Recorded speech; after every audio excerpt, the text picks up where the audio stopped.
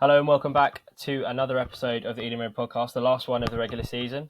On tonight's episode, we'll be chatting about the win over the champions on the final day, answering some questions from the GPG and addressing some other talking points about the season and possibly Ivan Tony too. Remember guys, if you haven't listened to the podcast before, please do subscribe to our YouTube channel and our Spotify channel too. Leave a rating and follow us on Twitter at the Ealing Road. We're online today. I'm expecting this to be quite a short episode because we've got a good one with Jay lined up in for a couple of weeks. Clayton joining me tonight. Clayton, how are you, mate? All good? I'm well. Yourself? Not too bad, mate. Not too bad. Feeling good after Sunday. It was a good result. Good day. We'll get just straight into it. First of all, what a way to round up the season. Obviously, it was always going to be tough getting Europe, always looking unlikely with us needing to rely on other results. But still, to do the double over the champions, some feat in it. Yeah, so impressive. It's probably quite easy to get carried away with the whole Europe thing and maybe not take for granted take for granted kind of the season we've had. But no, been an unbelievable season. So yeah, to round it off like that, it's quite fitting to do a double over the champions. I gave Callum some stick last week for some of his opinions on City, but maybe he was kind of closer to the truth than we thought. Well, he did 50-50. He said he got some bits right, some bits wrong. Yeah, exactly. Yeah, we definitely didn't play them off the park. We definitely didn't play forward at the back, but we did press them high, like you said, didn't it? Mm-hmm. Like Edison looked very uncomfortable. Yeah, you could just tell they were playing a second string side. But I mean, it's Man City; they've got the best second string side in the league. So yeah, exactly. Nothing to be nothing to be embarrassed about on that team they put out there. So no, great round to round off. Any thoughts, big things out of the game that you thought of? I mean, I think it's a bit of a weird one. I've got it in front of me now. It's a weird day when you go into the final day knowing that other results could have a part to play, because you I was just checking my phone the entire time because it was weird, because on the one hand I wanted us to do our job. I was just wanting that goal just so that we know we'd done our job, but as it got towards the end of the game, it was like, okay, right, we really need a goal, and we also need a 3-goal swing in the other games. So it was weird. I liked it. It was a great way to sign off. Like, I've got some notes about the atmosphere at the GTAC. I don't know what you thought about it, but I thought it was probably right up there with one of the best that I've witnessed there. But no, they're weird kind of games. I had hope going into it because of, well, specifically because of what happened in the Championship a few years ago when we needed like a swing with the other results, with Derby playing at home to Reading. They ended up losing 3-0. But yeah, it was great, but it was just weird. Yeah, it was a shame. Yeah, it was a bit of a surreal atmosphere before the game. It felt like you were building up something big, but like not. It's just a thought that it could happen. I mean, I'm a bit of a pessimist, but I wasn't too. And then my hopes up too high, well, kind of rightly so. But I guess it was a shame that Spurs scored so early, and then Villa kind of scored pretty early on as well. That kind of killed the mood a little bit. But like you just touched on, I thought the GTAC was absolutely It was rocking, bouncing. Like sometimes, I mean, to be fair, you stood with, well, unofficially maybe stood in a different seat. So did you find it any different? Like maybe standing on the left side of the West End compared to the right? Atmosphere on the left side is way better, but I don't know. Maybe it's just because on that game, just because there was quite a lot riding on it. I think the atmosphere throughout the whole stand was just pretty good. Like sometimes when you're stood on the right side of the stand, I can hear the chants getting going on the left, but it doesn't quite pick up on the right. But I feel like just because there was quite a lot riding on that game, it was just kind of throughout the whole stand. But yeah, I had a couple of moments where like I'd like stopped chanting, and like when that atmosphere is really good and it's like kind of just surrounds you. And like you could just, everyone's clapping, everyone's proper loud. Like it doesn't need to be carried by a few people. But like basically throughout the game, I think it helped that we were playing well. Obviously, what was that stake, and probably helped that the referee was pretty shocking as usual. Seems to be a common thing, probably on podcasts. I found the podcasts across the country, but he was very bad. So that kind of, there's a bit of a low on the second half, and I think some of the shocking decisions kind of got everyone going again. Well, I watched that one back with the Rico Lewis handball, and VAR didn't even have a look at it. I mean, I there was another decision that I can't remember now off the top of my head, but I remember everyone really got up on their feet when something went against us.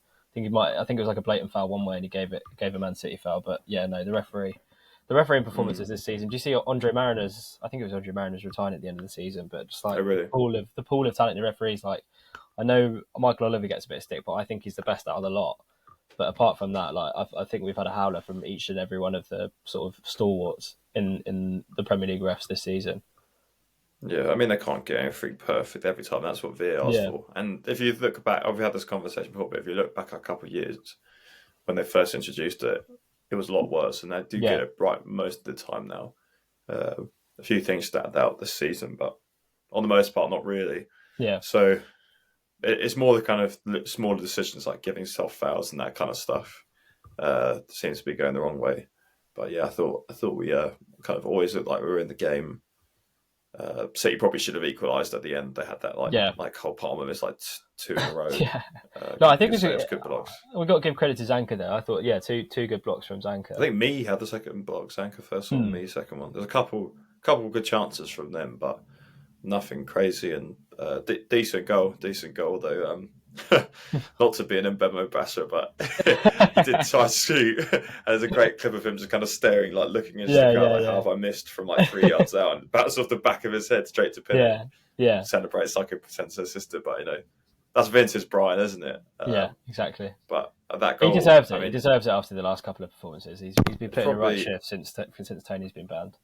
Yeah, probably going to steal your one of your segues, but that goal was all David Raya. And Sharda, to be fair, because if you watch the replay, they're kind of setting up for him. Raya, Sharda gets on the shoulder of, I'm not sure if it was a left back or just someone that was at left back position for the free kick, and kind of Sharda does is what I think will become an iconic big touch around the fullback, and they just never can keep up. He's just absolutely rapid and puts in a great ball. But that kind of thought by Raya to play that ball, and I think he was celebrating with the coaching staff after that goal because it was his initiative that started it. So great goal to kind of round off probably what was last game in the Brentford show, unfortunately. Yeah, exactly. What is in Raya? Raya. Yeah. We'll get onto Raya, but I do want to talk about Ethan Pinnock. Obviously, gets his goal after having the contract renewal in midweek. Couldn't have picked anyone. I don't think I could have. Obviously, it's easy to say with hindsight, but I don't think I would have picked anyone better to score that goal. Probably doesn't get the props he deserves, especially not on this podcast after what Niall said before. But letting him go. Shocking by Niall, and that was shocking for us to let him. I remember looking at him and thinking, like, what is he going on about, and just kind of laying it slide. But I learned from my lessons. Like, I've had go with Callum the last couple of weeks, so hopefully you can keep people on their toes. Hope you did the same to me. Yeah, exactly. I think statistically, he's one of the best centre backs in the league. I saw someone say the other day on Twitter, I can't remember who it was, but they said he's probably the best centre back we've ever had or we've ever seen play for us. And I honestly don't think it's a mad shout. I think this season, especially, it kind of goes under the radar this season just with how good Ben Mee's been. And I think Ben Mee gets a little bit more gloss because he's coming on a signing as well. And, he's kind of an established Premier League name. But Ethan Pinnock, what a fucking player, mate. He's a Rolls Royce, isn't he? He's a Rolls Royce. He doesn't really, maybe has a slight lack of pace, but not really that noticeable because his positioning is so good. But I think, did you watch Pontus's farewell interview with the club? Yeah. I think it was on there that he spoke about it, about how when Pinnock came in, he helped him so much. Basically, Pontus gave Pinnock a lot of pointers and stuff, and kind of he was good before, and now he's I think it was that he was saying that he could do everything I can do and better, and the guy was playing non-league football within the same decade. It's crazy. Yeah, he's so good, and it definitely doesn't need replacing. No. I wonder if we'll sign a centre back. I think we still will with Pontus going now. Yeah, I think so. Yeah. I think we should, you've mentioned it before. We should talk about Raya. Probably the last time we see him in a B shirt. Obviously, the news came out this morning. Fabrizio Romano tweeted about his agent, sort of saying that if Brentford don't lower our valuation from 40 million, which is what it is now, and Thomas Frank's been quite vocal about that price tag as well, then he'll see out his contract and go on a free. Immediate thoughts after that? The Twitter reaction, not very good, obviously, towards agents. There's a bit of a stigma around agents as it is.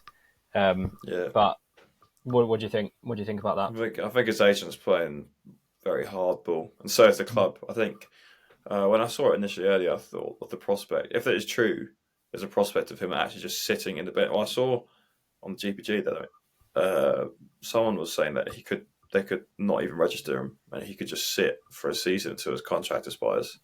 And obviously, that's a big decision from the club. But I reckon it's probably a decision made from high ups like Giles and co.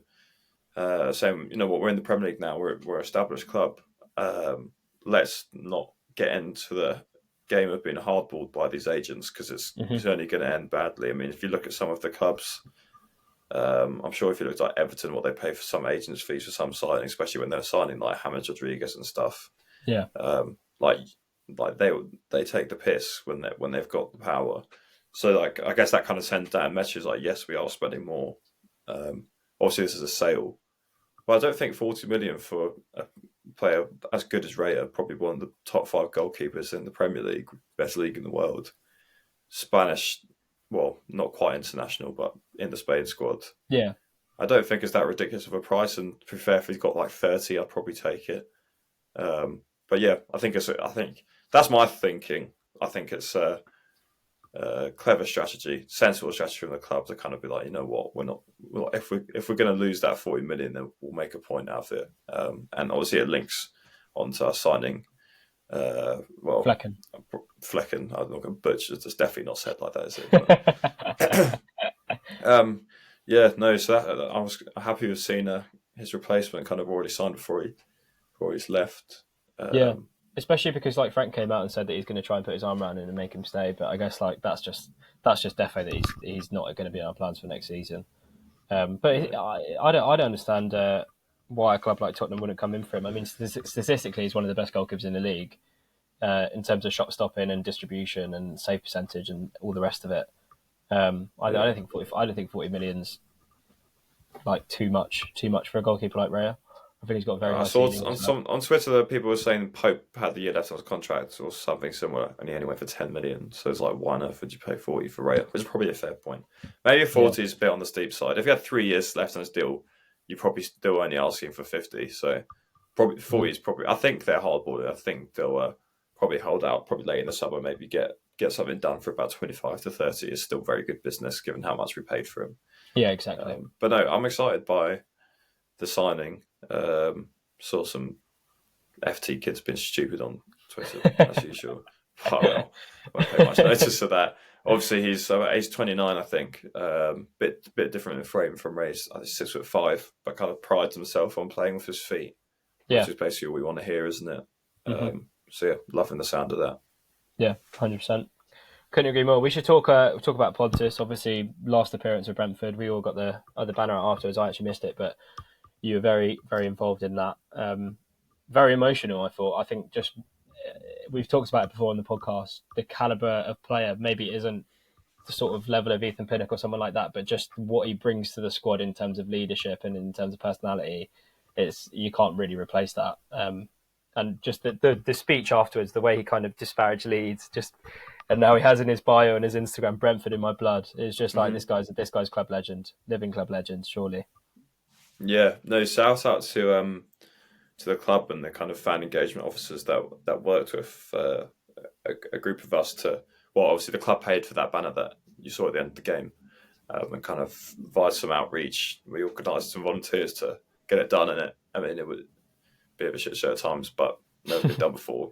Hopefully, sets a good precedent. I know it's kind of what the players and the staff kind of want to start getting around the club. I can't remember the 2 girls' names that were running it with us, but yeah, they did a really good job.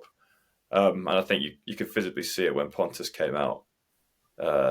He didn't know about it, and he was pretty touched and emotional about the banner, as well as obviously the whole ceremony. So yeah, no, really good. And yeah, I think there's not really too much to say on Pontus.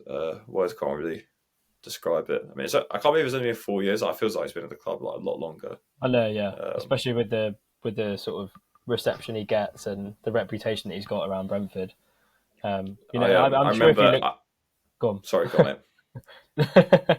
I think I'm sure if you looked at his playing record, he's probably not played as many games as some of the other centre backs. But the fact that he's got the reputation around the club that he has, you just know that he's just got that kind of presence. And living legend. You continue, mate. Obviously, when we record online, there's a bit of delay when we say things, so it's difficult. But yeah, you go. No, I was just going to say on that farewell video he did to the club. If you've not watched it, it's on the Brentford YouTube. It's really good interview. It's about half an hour, a bit longer. They were showing a few of the clips kind of in the lockdown season when he was injured. He was basically just the manager from the stands. And he was saying he reckoned had quite a lot of influence over the games, even if he wasn't playing, because teams were turning up even when it wasn't at GTEC, he was still travelling, and all you could hear was just a big, loud Swedish voice just screaming at the whole team, and like the staff and Frank just kind of let him get on with it, and it kind of worked wonders. But no, he's a top bloke. I remember exactly where I was when we signed him, and that unbelievable summer of signings, which basically like half the squad we have now was signed. Getting that statue ready for Mr. Giles. But I remember exactly because everyone knew Pontus if you're a Championship fan, you knew Pontus, and as a Brentford fan, with our relations with Leeds, you thought it was a shit house, and he is a shit house, but he's our shit house now. Yeah, exactly.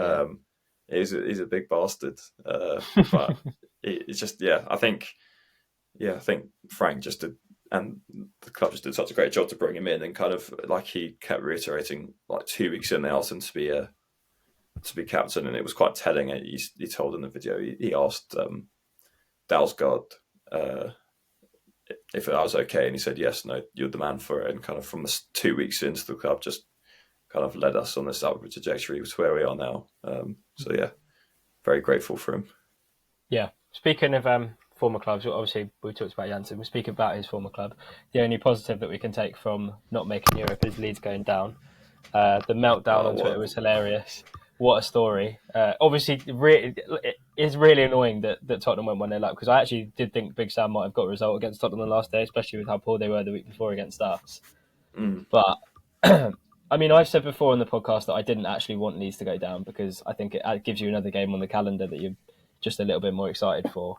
But it is just very funny, isn't it? Yeah, we'll just replace them with Forest. They do my night as well. So yeah, exactly. But yeah, no, Leeds going down, beautiful. A good scroll of some crying kids in Leeds tops on a Sunday evening. Didn't realise. I think this is accurate that they spent 150 million this season, really? September and January combined. If you think of some of the players they brought in, like Aronson, who got the lowest rating of any Premier League player on average this season, he's about 30 mil. They brought that striker in January that played about 2 games. It was about 30 mil. Weston McKennie good signing was. I think he was on loan though, so I don't think obviously they would have paid some sort of fee. I might be wrong. I think he was. If you look at it, they spent a lot of money and their team was shit. They conceded one of the most ever goals in the Premier League or something ridiculous. If you watching that Spurs game, they just walked through them about 4 times. Yeah. Lucas Moura's goal, I don't know if you've seen it, literally just ran through half the team. Mind the gap, Leeds United. Exactly that. Speaking of teams that could be going down, Brentford, best team in West London this year. I've got Fulham to go down next year because they've actually outscored their XG. I don't know if you've seen the Justice table. I don't know if you saw it. Yeah, I've seen that. They've outdone their XG by a record amount, and in each of the last seasons where a team has outdone their XG by that amount, they've ended up massively underperforming the next season. So you heard it here first. You heard it here first. You heard it first. 31st of May 2023. With my Brentford hat firmly on, I'm tipping Fulham to go down next year. I think if you dig out the archives, Mr. Will said that in the early days of the pod, that if you kind of watch Fulham, when they were on good form, they won quite a few games. It was just 1-0, kind of Mitrovic scoring a header or a penalty, and Leno making 17 saves. Obviously, they've had a great season, especially just coming up. But they definitely were quite just effective and clinical, and maybe just had some good luck in kind of their own box as well. And we'll see. I think they'll. I'm not sure what they'll have in terms of interest. I think definitely is it Paulinho at the centre mid. Paulinho. Teams' radars. He's a very, very good player. I've seen West Ham are interested in making him the Rice replacement. Yeah. Although it seems a bit of a sideways move, it's not really, given it's a club that's finished in the top 6 however many times the last few years, top 7, and could have a European trophy to their name come the end of the week. So Yeah, I don't know. It'll be interesting, but I don't think that's the most ridiculous shout. No, But I if you're going think to make a prediction for Fulham at this stage of the season, you're going to have to do one for Brentford now. I don't want to do that. I don't want to do that. But come on, come on. You made a good point about Fulham though, because the way they work out XP is obviously they work out the expected goals for and expected goals against, and it's like you say. I think Mitrovic was so clinical at the start of the season, and Bernd Leno was just insane in front of goal, Yeah. which just suggests that they're really lucky. And I think the last two teams to outperform the XG in the way XP in the way that they did with Chelsea and Liverpool, and I think it was Liverpool's defence of their title and maybe Chelsea's defence of their title a few years ago, and they've both just absolutely tanked the following season. So yeah, Okay. I'm thinking it could be a good shout for an early tip for relegation candidates next year. But bookmark the clip. Bookmark the clip. Yeah, yeah. We can talk a little bit. We'll do a little kind of season wrap, but obviously we've got that episode with Jay coming up, so we don't want to talk too much about doing the season review. But we'll get onto that first. We should talk a little bit about the Ivan Toney situation. Obviously, last week FA files the report, which is quite extensive. Just detailing the certain specifics of Tony's allegations against him. I think the main thing to take away from that, if you know well, I'm sure Brentford fans will, so I won't bore you with it. But there were a couple of things about sort of him using third parties to conceal his identity to the FA, and also about him lying in his first interview with the FA. I don't think we spoke about it on the last episode of the podcast. I think there has to be a punishment, but the thing that I do disagree with is the kind of the ins and outs of the punishment, the severity.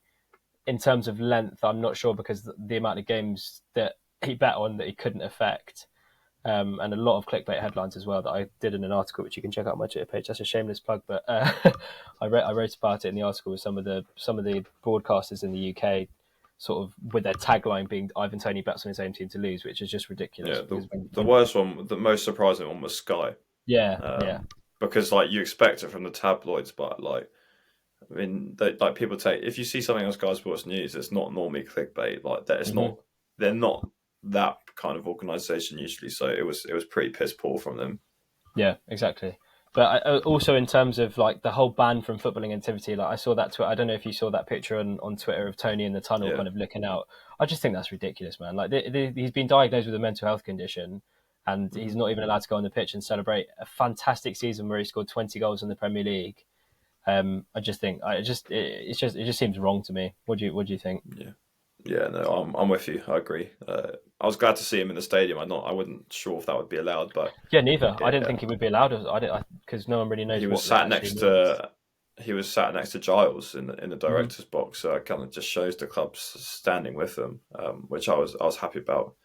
Kind of after the game, Frank kind of touched on that in his post-game speech before he went on to about Salmon and Pontus, and yeah, no, I think it's a real shame, and it's just been gone about really badly. And I hope he's got the club as well as kind of people close to him supporting him, because it can only be a very difficult time. Or there's tweets he's been putting out worried me a bit about kind of speaking unfiltered and stuff. And I just hope someone's given the right advice, and hopefully come mid-January, which we'll fly by to.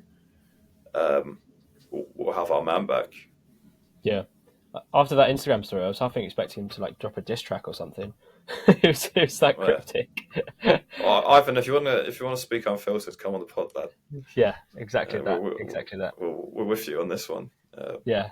Reach out. We'll do like not like a season review, but overall, you can say that was a bloody good season, wasn't it? Really, really good.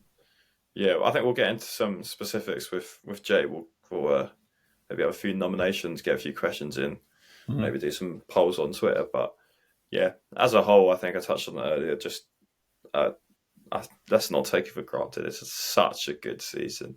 I think typified from me by the win away at City. I think it just sums up the season. Just unbelievable. What a game! It's not like it wasn't a shithouse win. Like deserved. Like Frank just getting us playing good football, whole team playing well. That unbeaten run, which probably people forget about now because we lost it to Everton. But just the teams we seemed to beat the manner in which we played. So good. But yeah, anything for you to add? I think you've hit the nail on the head. To be honest, like, I think just this season, the moments that we've had, just on that, like, I wouldn't have minded if we'd have finished in 14th or 15th with the moments that we've had, beating Liverpool at home, beating City away, beating Tottenham away. It's just like those are the moments you just live for, especially as a supporter outside of the top six. When you go to these places, and I think Tias has mentioned it on the podcast before, when you know you keep going and you keep going and you keep going to these big six sides, but we've not really had to do that. We've only gone 2 or 3 times, No. and we've beaten all of them. We've I been just think, spoiled this season, haven't we? yeah, I just think those moments, they've just, like, I really wouldn't have minded if we'd have finished a few places underneath. Obviously, it's disappointing that we didn't get Europe. We had that kind of 5 or 6 game spell when we just kind of, after the unbeaten run, where we're just a little bit off it. But nah, I mean, preseason expectations, we just want to do better, and I think we've done so much better in terms of the way we've played, in terms of how good Ivan Toney's been this season. And it's just it's promising. It's promising for next year. I mean, we've got Kevin Schade coming in.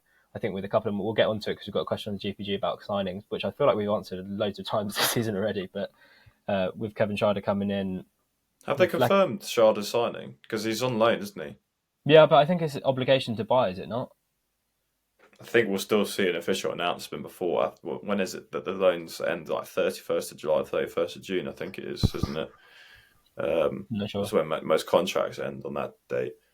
But yeah, I think we spoke about it before. But a couple of people saying 20 mil for no goals. Mm-hmm. And has he had any assists? Yeah. Has he had assists? I think maybe 1 or 2.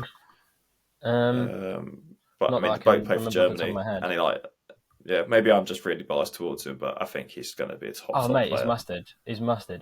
We've said it before. All he needs is a tap in, and I think he'll get off the mark. But like, he might not have the assists and the goals to his name, but you can just tell, like, the way he played on Sunday against City, when he came on, he changed the game.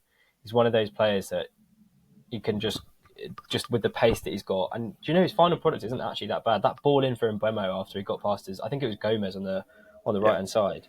That ball into Mbemo, I mean, Mbemo should be burying it, but obviously we scored anyway. But trust me, I think, trust us. If people have got doubts about Schade, I think he's going to be a very, very good player. Of course, if we end up signing him. Yeah, I don't think we've seen too much of him in front of goal either in terms of his finishing ability. Obviously, he missed that open goal. Maybe just a bit of lack of bit of lack of awareness. But like, we've not really seen him like have a go from outside the box, or like too many one-on-ones or anything. So like, that's quite exciting. The fact that we haven't even seen that as him, because he's been playing mostly out wide, and when he does play, he can kind of play on either wing, because he would just take it past. But we're not seeing too much of him shoot, I think, because he's just been told to beat the defender, because he's so quick and so skillful and so strong.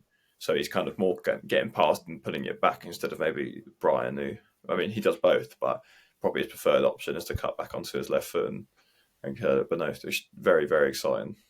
Yeah, 100%. Great season. Obviously, we won't talk too much about it because we've got that episode with Jay. We'll get on some questions from the GPG. We've got Stevie asking a few. So his first question, when I actually read this, was, what is the pettiest complaint you've had about the podcast this season? But now I've got it written down in front of me. Actually, it says, what is the pettiest complaint you have about this season? So I'm assuming he's just talking about Brentford. If you can pick something out. Wait, what was it? Pettiest complaint about Brentford? Pettiest complaint you have about this season? That's a good question. Yeah, I don't think we've made any really. It kind of links to something I was going to ask a minute ago, which I just remembered. And so we finished 2 points off Europe, didn't we? In the end of it. So that's a game which we drew, which we were winning in, from memory, I can remember about 4. Not saying this is my pettiest thing, but is there a moment in your mind that sticks out? It's like, actually, that could have been the moment. Obviously, it's all trivial, because any goal in any game changes how the season goes and who gets injured and whatever. But for me, it's that Forest away when we kind of sat deep and it got bounced around and ended up in our own goal, didn't it? It's like, for me, that one moment just in that way, and I just seeing the ball going, and it's like, that's 2 points gone, and that's basically I don't know what the goal difference looked like, but that could have been us in the Conference League. But I'm not sure that's my pettiest complaint. Maybe playing, even though it's good playing two left, when we play four at the back, playing two left-footed centre-backs, and it just looks a bit awkward. But they're both mustard, so I don't care. Yeah, no, that's a good one. What about you? I was literally going to say the Forest game as well. I think that's the one that screams out to me as 2 points dropped, especially just with the way it happened, going to 5 at the back and just sitting back. You kind of, the script was already written, especially at that City ground. Like when they're pushing for a goal, you don't want to be a goal up against Forest if they've got pressure on you. But no, I don't know about petty complaints. Palace at home, I think, rings a bell as well. That was 1-1, if I remember right, and it was a second half goal, kind of just quite soft. Yeah, after being 1-0 up. That was in the middle of our unbeaten run as well. Maybe Bournemouth away, 0-0, dead rubber. Tony had a couple of good chances in that game. I think in more games though we'd lost the lead, but no, I think it's hard. It's hard for us to just go and say it's what an unbelievable season and ask for the pettiest complaint. Maybe that's why it's such a good question. Pettiest complaint: Villa away. Villa away. That's my pettiest complaint. I think that's not even petty. That's just a complaint. Yeah, they didn't even have Emery yet. They had a bloody caretaker manager. They were like in the relegation zone. We got paid 4-0. What the fuck was that? That was awful. Yeah. There we go. There you go. We found it. We got there. Absolute piss take. We got which podcast regular would you cull? If I speak, I'm in big trouble. I'm going to go with Niall just because of the Ethan Pinnock shout. The more I think about it, the worse it gets. Yeah, well, apparently my facials were telling last week when Callum was talking, so mine had to be Callum, but no. I'm sure they'll both be back on. They will definitely both be back on. Who would be your ideal sponsor and Brentford's? So for our ideal sponsor, this is the funny thing, guys. I actually had a chat with a podcast network the other week about sponsoring the podcast, and he spoke to me about it. And the thing is, with what it would be in terms of financials, I don't think we're at a point where we can warrant having ads on a podcast, especially when he told me that a lot of the ads and the ads that bring in the most money would be the betting companies with what's going on at Brentford right now. Obviously, we want to stand by a boy, and I don't want to be affiliated with any betting companies at the moment. But I think our ideal sponsor for the podcast would be the Griffin pub. We know Claire quite well. I don't know if that's something that could happen, but I just think we're actually planning on doing a live episode at the Griffin over the summer. So if there's any way we could get sponsored by the Griffin, Claire, if you're listening, we'd love a couple free Griffin burgers, I'll take that. No. We love the Griffin. Claire and the Gerhardt always have us down on a Saturday. That would be ideal. I think you nail on the head. Brentford's ideal sponsor. I always see Fuller's getting knocked about, kind of being a local brewery, but someone was telling me that they'll never do it. It's been talked before because Fuller's owns so many different brands, which are across the kind of world and the country. They wouldn't want to pigeonhole themselves to one place, which kind of makes sense. I don't know. Definitely not a betting company. I've seen some leak. I don't know if you've seen it. Some leaks of the kit for next season looking tasty. Looks very nice. But I saw it without a sponsor on. Oh, you saw it without a sponsor on?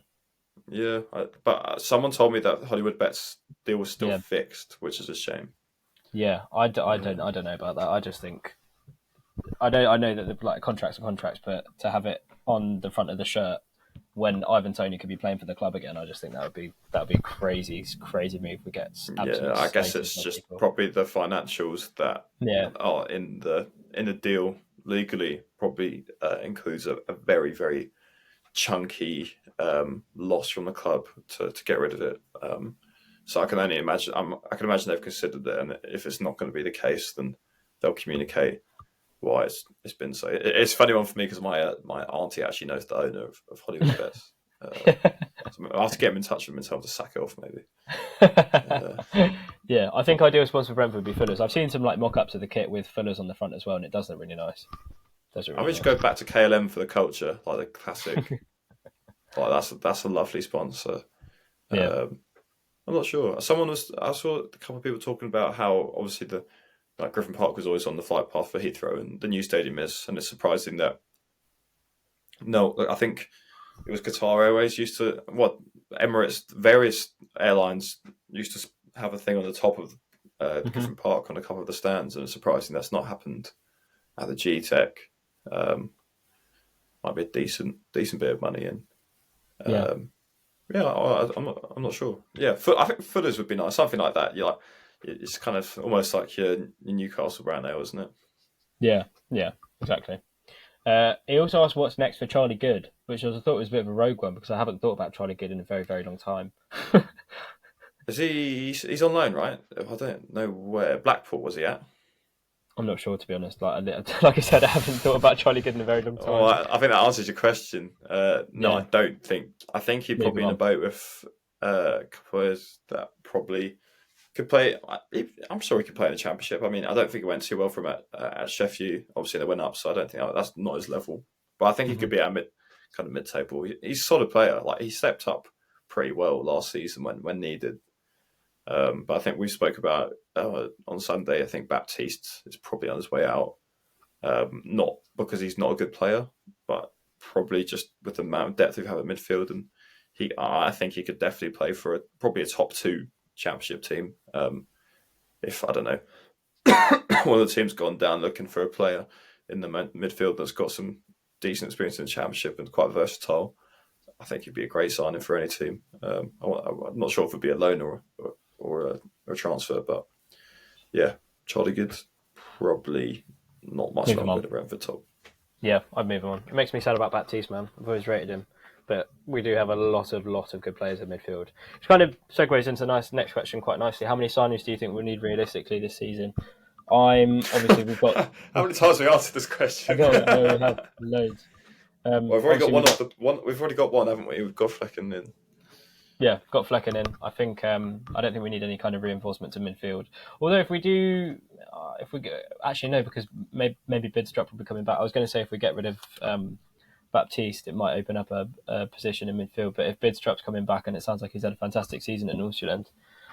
Apart from that, I would definitely depends on outgoings, doesn't it? Mm-hmm.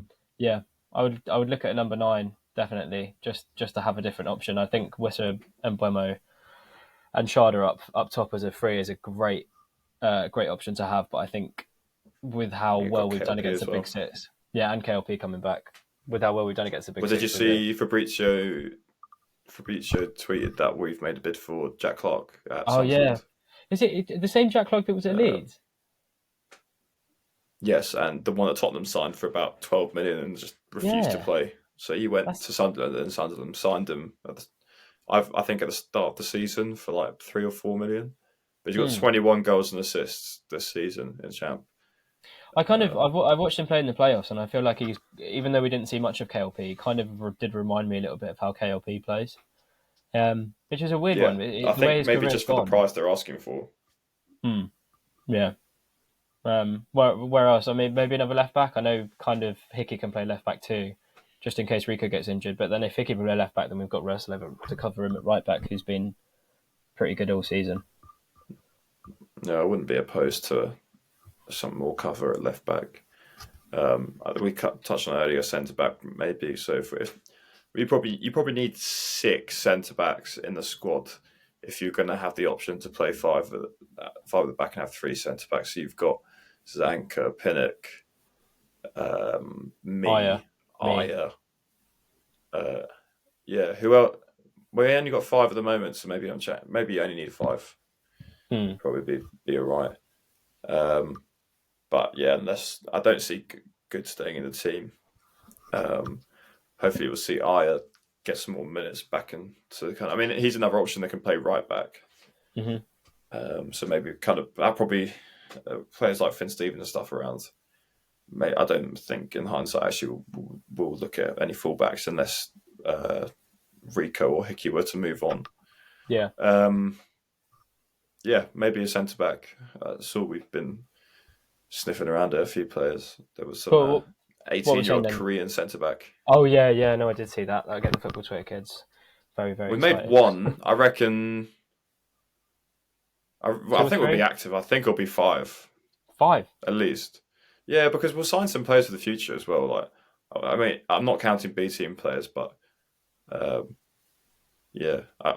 are some B team players. But we should chat to it. Jay probably knows more than we do in terms of how they've got on this season. But that like players like young Coombs come to mind, who if we were in the Championship probably would get some time, but I don't really see him breaking into the first team. But I think he got injured at AFC Wimbledon, but had quite a good season before.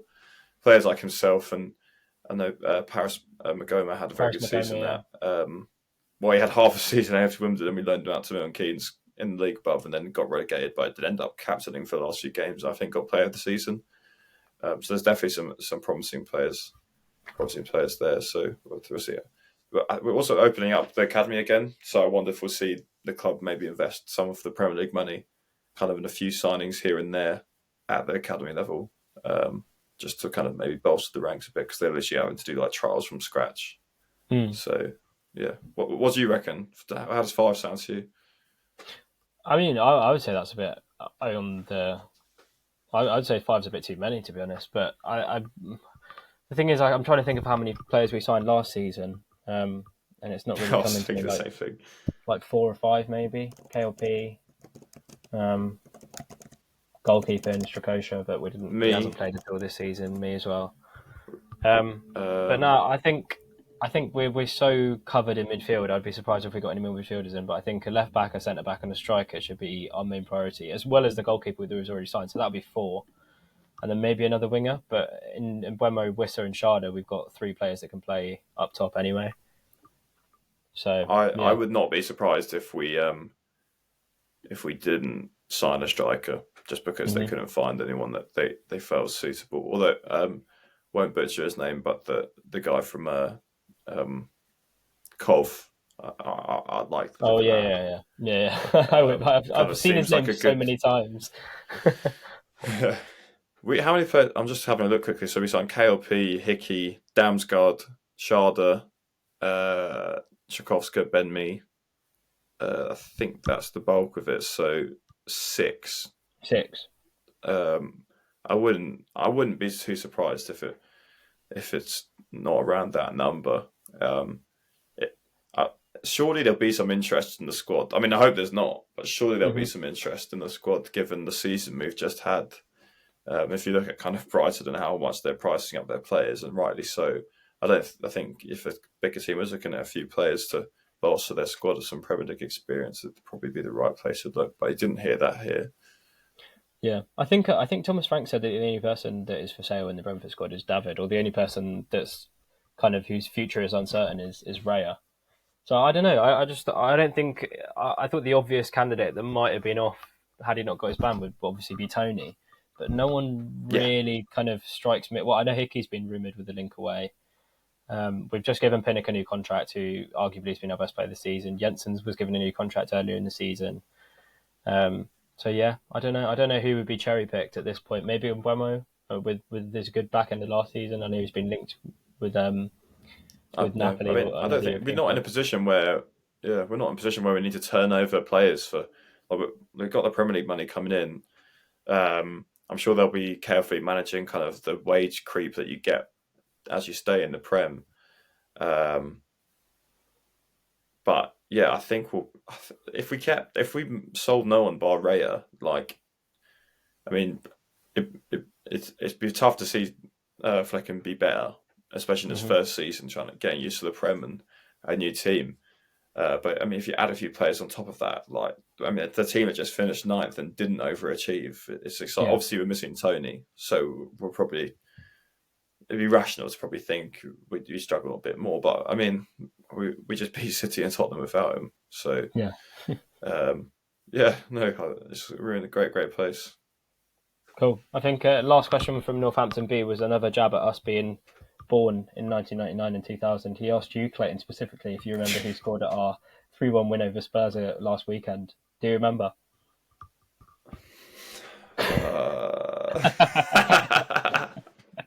You're giving yourself time to think. I was there. No, completely fair enough. I mean, I'm sure in 40 years' time, I'll be fuming at some kids in their early 20s talking about Brentford like they know it all. Definitely don't claim to know it all back in the day, but enjoy chatting about Brentford with Mike on the pod. I hope people enjoy listening too. Yeah, well, I was just going to wrap it up and just say that this has been really fun. I think this season, it's something that I've wanted to do for quite a while. And when we got it off the ground in October, it was looking like it might be something to do consistently throughout the season. But we've managed to get over the line, and it's just been. I thought it's been a really good laugh more than anything. Yeah, I really enjoyed it, and yeah, happy to see a lot of people listening. Kind of numbers been going up and up, and yeah, looking forward to rounding out the season with Jay. We'll definitely have some good stuff prepped. I had a really good chat from last time, and then we'll see what our plans are for over the summer. But I don't think we'll be radio silent. I think we'll be Yeah. trying to churn out some stuff. Maybe not every week, but Mm-hmm. no. Yeah. The Yeah. season, the fixtures come out in like 2 weeks, so Yeah. Exactly. like Yeah. No. the season's around the corner. Mm-hmm. We're gonna be active over the summer break. I've got a few ideas. We had a couple of things that were lined up through contacts at the club, but I just need to message some people back, and we're going to try and get some players. But it's bloody hard with the way sort of in-house media works nowadays with football teams. So access to players is difficult. But we're gonna try and get at least one player on the podcast over the summer, and then a few other bits, maybe a couple of special episodes with ex-players or something like that. But yeah, we are going to be active over the summer. So do follow us on Twitter at the Ealing Road. Stay up to date with episode release. And like we said, we've got an episode with Jay Harris we're recording in a couple of weeks' time. So start sending over any questions on Twitter. Obviously, I will do a post just to let people know that we're doing the episode, and we'll get some replies in there. And like you said, we want to start up in the amount of listens and we get per episode. At the moment, we're averaging about sort of 500, 600 listens across Spotify and YouTube and different platforms. But the ones where we get special guests and obviously do a lot better. But next year we do want to push those numbers up. So please keep showing the podcast around. If you've got any Brentford mates that you think might enjoy the podcast, send it over. And yeah, we'll see you next season. It's been really fun. Thanks for the support this year. It's been really nice to see so many of you listening. And yeah, we can't wait to do it again next season. So we'll see you then. Cheers. Nice one.